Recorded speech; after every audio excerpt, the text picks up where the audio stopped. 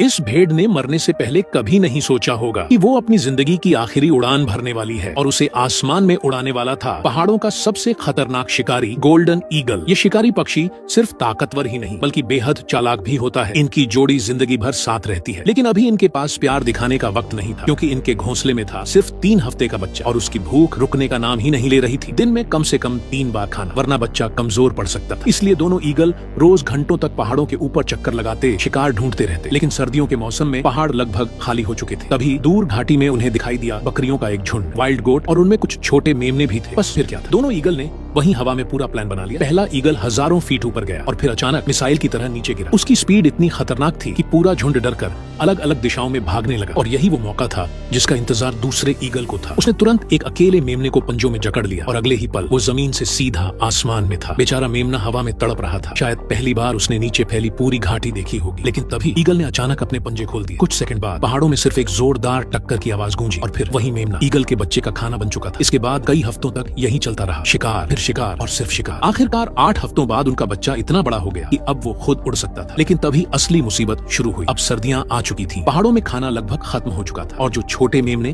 पहले आसान शिकार थे, अब वो बड़े और ताकतवर पहाड़ी बकरे बन चुके थे। उनका वजन अब ईगल से 5 गुना ज्यादा था। कई बार हमला करने के बाद भी ईगल खाली पंजों के साथ लौट रहे थे। तभी अचानक एक मोटी भेड़ अकेले अकेले खाना खाते हुए सीधे खाई के किनारे पहुंच गई। ईगल ने मौका देखा और बिना 1 सेकंड गंवाए हमला कर दिया। भेड़ संभल भी नहीं पाई थी कि ईगल उसके ऊपर था। दोनों के बीच जोरदार लड़ाई शुरू हो गई। हालांकि ईगल उस भारी भेड़ को उड़ाकर नहीं ले जा सकता था, लेकिन उसने अपनी पूरी ताकत और रफ्तार का इस्तेमाल किया और अगले ही पल उसने पूरी भेड़ को खाई से नीचे गिरा दिया। कुछ देर बाद वही भेड़ अब ईगल परिवार के लिए कई दिनों का खाना बनने वाली थी, क्योंकि पहाड़ों में सर्दियों से बचने के लिए सिर्फ ताकत नहीं, भोजन भी जमा करना पड़ता है।